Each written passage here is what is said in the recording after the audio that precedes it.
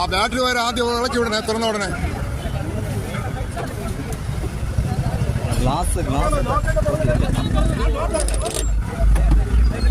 തുറക്കാൻ പറ്റൂല.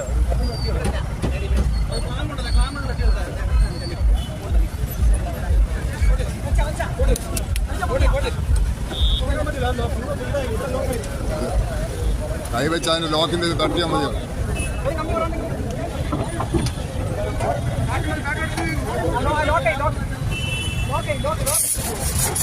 വെള്ളം തെറിക്കുക, വെള്ളം തെറിക്കുക, വെള്ളം അടപ്പിളകിയതാണ് സംഭവം. മയില്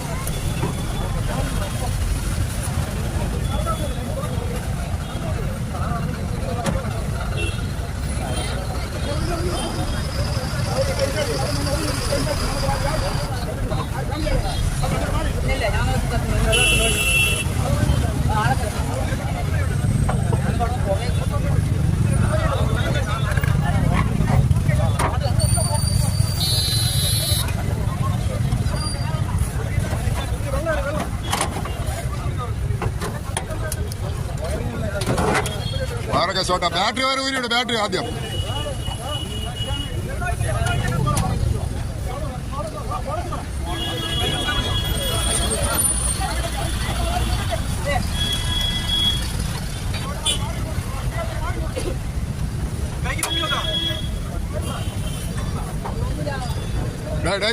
അതിന് ചൂടുവെള്ളം തെറിക്കടേ, ചൂടുവെള്ളം തെറിക്കും. റാഡിയിട്ട് പഴുത്തിരിക്കുകയാണ്.